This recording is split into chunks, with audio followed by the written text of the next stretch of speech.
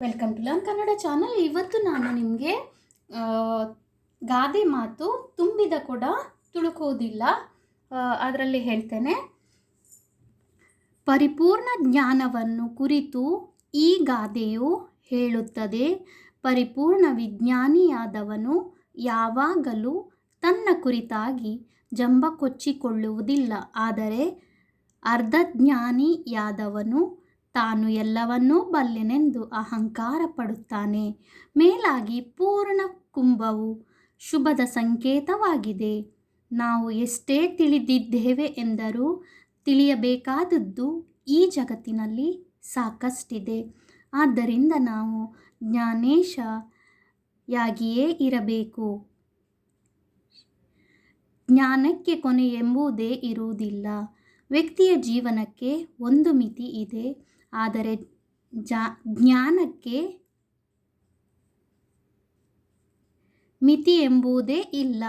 ತುಂಬಿದ ಕೊಡದಂತಿರುವ ಮನುಷ್ಯನ ವ್ಯಕ್ತಿತ್ವವು ಭಿನ್ನವಾಗಿಯೇ ಇರುತ್ತದೆ. ತುಂಬಿದ ಕೊಡ ತುಳುಕೋದಿಲ್ಲ. ಕೊಡ ತುಂಬಿದರೆ ಅದು ಅಂದರೆ ನೀರು ತಗೊಂಡು ಹೋಗುವಾಗ ಕೊಡ ಫುಲ್ ಆಗಿದ್ದರೆ ಅದು ಅಂದರೆ ಅಲ್ಲಾಡುವುದಿಲ್ಲ ಅಂತೇಳಿ ಅರ್ಥ.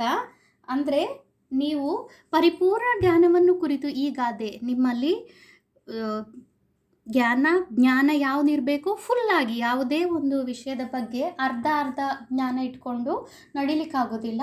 ನಿಮ್ಮ ಜ್ಞಾನವನ್ನು ನೀವು ಫುಲ್ಲಾಗಿ ಇದ್ದರೆ ಮಾತ್ರ. ಪರಿಪೂರ್ಣ ಜ್ಞಾನಿಯಾದವನು ಯಾವಾಗಲೂ ತನ್ನ ಕುರಿತು ಜಂಬ ಕೊಚ್ಚಿಕೊಳ್ಳೋದಿಲ್ಲ. ಅಂದರೆ ನನಗೆಲ್ಲ ತಿಳಿದಿದೆ ಅಂತೇಳಿ ಜಂಬ ಕೊಚ್ಚಿಕೊಳ್ಳೋದಿಲ್ಲ. ಅರ್ಧಂಬರ್ಧ ಗೊತ್ತಿದ್ದವರು ಮಾತ್ರ ನನಗೆಲ್ಲ ಗೊತ್ತುಂಟು ಹಾಗೆ ಹೀಗೆ ಅಂತ ಹೇಳ್ತಾರೆ.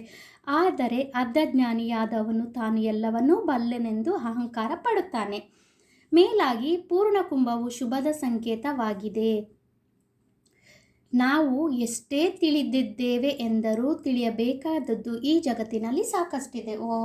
ಒಂದು ಮನುಷ್ಯ ಎಷ್ಟೇ ಓದಿದ್ರು, ಎಷ್ಟೇ ಕಲಿತರೂ, ಬೇರೆ ಬೇರೆ ವಿಷಯಗಳಲ್ಲಿ ಕಲಿತರೂ ಇನ್ನೂ ಕಲಿಬೇಕಾಗುತ್ತದ್ದು ಜಾಸ್ತಿ ಇದೆ. ಆದ್ದರಿಂದಾಗಿ ನಾವು ಎಲ್ಲ ಓದಿದ್ದೇವೆ, ಎಲ್ಲ ನಮ್ಗೆ ಗೊತ್ತುಂಟಂತೇಳಿ ಅಹಂಕಾರ ಮಾಡಬಾರ್ದು. ವ್ಯಕ್ತಿಯ ಜೀವನಕ್ಕೆ ಒಂದು ಮಿತಿ ಅಂದರೆ ಒಂದು ಮಿತಿ ಇದೆ, ಆದರೆ ಜ್ಞಾನಕ್ಕೆ ಮಿತಿ ಎಂಬುದೇ ಇಲ್ಲ. ನಾವು ಜ್ಞಾನ ಎಷ್ಟು ಬೇಕಿದ್ರೂ ಪಡ್ಕೊಳ್ಬಹುದು, ಅದಕ್ಕೆ ಎಂಡ್ ಅನ್ನೋದು ಇಲ್ಲ. ತುಂಬಿದ ಕೊಡದಂತಿರುವ ಮನುಷ್ಯನ ವ್ಯಕ್ತಿತ್ವವು ವಿಭಿನ್ನವಾಗಿಯೇ ಇರುತ್ತದೆ. I hope you understood what I have explained. ಇನ್ನೂ ಕೂಡ ಯಾರೆಲ್ಲ ನನ್ನ ಚಾನಲ್ನ ಸಬ್ಸ್ಕ್ರೈಬ್ ಮಾಡ್ಕೊಂಡಿಲ್ಲ, please subscribe my channel. Thank you.